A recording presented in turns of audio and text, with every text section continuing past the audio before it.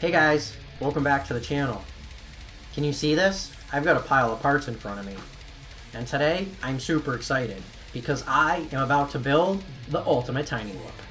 In the previous video, we took a look at the hardware and talked a little bit about why I selected what I did. But today, this comes the good stuff. I'm going to get this thing put together. Now, I'm not going to go into all the details as I do this build because there's a lot of other build videos on this channel. In fact, if you need help, I'm sure you can find it in one of those somewhere else, but hit me up, we'll figure it out, not a big deal. So anyway, I'm just going to hit on the important topics, anything out of the ordinary as I put this thing together. But let's get to it. I am so itching to get started. Let's just jump right into the overhead. Phase 1, I'm going to start by soldering. I'm going to remove all these existing wires and also tin the pads that I'm going to need to use to complete my installation. So let's get these wires off.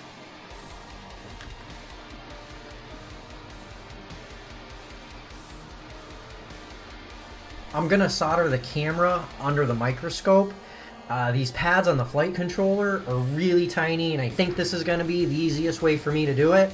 I totally understand why they attach these leads from the factory. This thing is a little tricky to solder to. You're definitely going to want to be good in practice before you touch that board with a soldering iron. But yeah, I'm going to use my microscope. Let's get this camera on.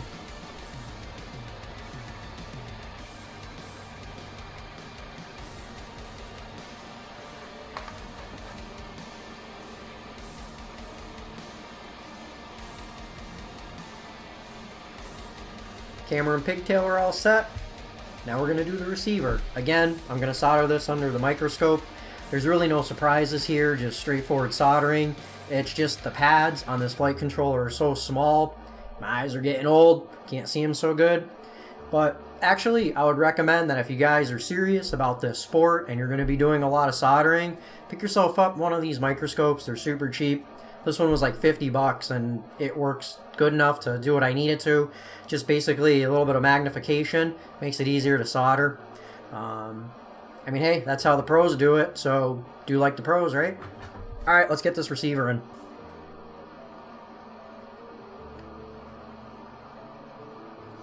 The hard part's done.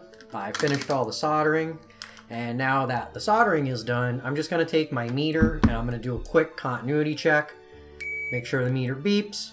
Make sure there's no beeps coming from the flight controller as we short the two to power and ground. Let's just check that out. We'll go to the battery leads. One to one side, one to the other. Oh, no tone. Everything should be good. Let's continue. Alright, let's put this aside. Let's get our frame and some motors. And I need some motor screws.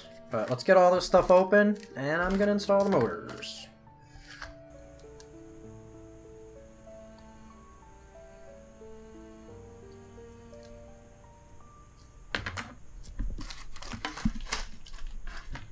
It's Gemfan propeller time. So what do you guys think? What should I do? Should I run props in or run props out? I don't know. I haven't decided yet. Maybe I'll do props out. What do you think? I'll run props out? Let's see, let's get a set. So there's a set right here. There they are. Props out. I'm going to start with props out. Oh boy, we're getting close. Get this bundle of electronics in here. Just need to figure out what we're going to do with all this. One of the reasons why I'm a fan of this frame is it's got this nice little cubby here for your receiver. See that? Can't get my finger in the way. Look at that. Fits in there perfectly, right? I guess we'll call it home. A little bit of double side tape and the CROSSFIRE receiver fits perfectly. It's almost like this frame was designed for it. About all that's left is to get this flight controller situated. Let's handle that. Like I said earlier, I'm not going to use the hardware that came with the flight controller. Instead, I'm going to opt for these standard bushings. And I just have a ton of these screws from Beta FPV, so you might as well use these bigger ones right here for the flight controller. I want to make sure everything's nice and secure in there. All vibration free. It was a little tricky getting the flight controller in here. You can see there's not a lot of room. It's pretty tight here with the wires going to the CROSSFIRE.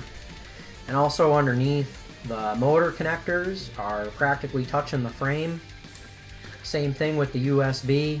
This is very, very tight in here, but I was able to get everything in here. Let's start buttoning up by getting this camera on there.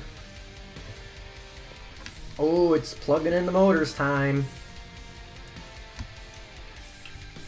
So when I do my motors, I like to take the wires and give them a little bit of a twist. Keeps them all nice and neat. It's going to stop an individual strand of wire from getting snagged on something potentially. Getting you all hung up. I mean, it takes 2 seconds and it looks nice, so I'm going to twist the wires. Let's get these mammer jammers plugged in here. So as I'm plugging these in, I'm realizing that you do have to support the flight controller. I can feel it wanting to push out of the grommets as I'm plugging in these motor connectors. They are rather tight, so I'm going to say that's a good thing, but just be careful when you plug those in that you don't knock the flight controller out of the grommets. Sometimes if you have to, you can take a little bit of a tool.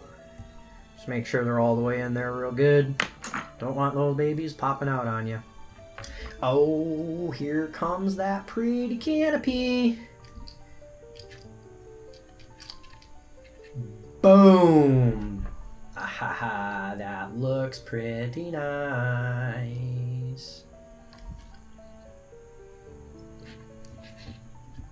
Look at this. I did it. She's all together. This was a pretty tricky build. Super small soldering pads, tiny wires, not a lot of room in the frame. Things are touching. That's just the way it is. But is this the ultimate tiny what build? We're about to find out. I still have a few more things to do. I'm going to have to do beta flight, so I'm going to have to update it, configure it. I'm also going to need to get into BL Heli. Probably need to update the ESCs and definitely going to have to configure them, especially since I changed the motor direction. But that's it. She's alive. She exists. Look at how pretty. It looks so good. Well, I'm going to get this thing buttoned up because I am dying to fly it. Some special thanks to Banggood for providing me with the majority of the components to be able to do this build. I'm going to have a link to all the products in the description. Make sure you guys check those out if you want to build something similar. That's it. I'm out of here. I want to fly this thing. Thanks for watching. I'll catch you in the next one.